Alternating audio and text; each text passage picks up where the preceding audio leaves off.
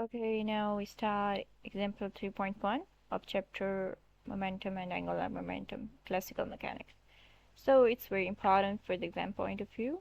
So an inelastic collision of two bodies.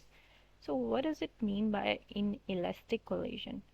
When we talk about inelastic, it means that when there is momentum and kinetic energy, and the momentum of the system is conserved but kinetic energy is not. So make this thing sure first. Okay, so there are two bodies, like you consider two lengths of putty, for example, like you can see into the diagram. Two cars at an intersection have masses m1 and m2, and the velocities v1 and v2. Okay, so this is the diagram you can see.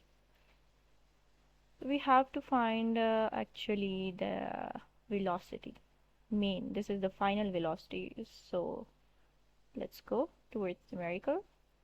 So the initial total momentum is this. You can see here there are two masses m1 and m2. These masses are totally different. It's mean their velocities are totally different. If you consider two cars, and it's mean that there are two masses, their velocities is obvious different. So the final momentum after collision is this. You can see after collide, when two bodies collides together, it means their velocities remain same. It's obvious, but the masses, it's obvious different. Okay, so when you take common, this is the final velocity, and you can see by law of conservation we can see final velocity is equals to initial momentum.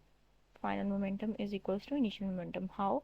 You can see if you consider these two masses as one, after adding these mass, it obvious it looks like one after taking average. Okay, so these momentum final and initial momentum remains same.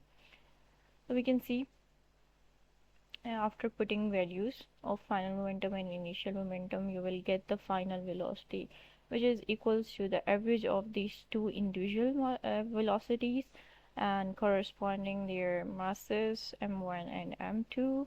You can see, and there is another case which is required in our question. If v2 is 0, if in which there is one velocity which is equals to 0, so you can see there is only remains one velocity left. Okay, so the final velocity, the direction of this velocity is always in the direction of this v1 velocity.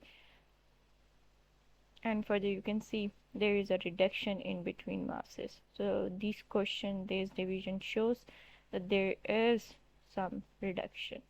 Okay, so you can see,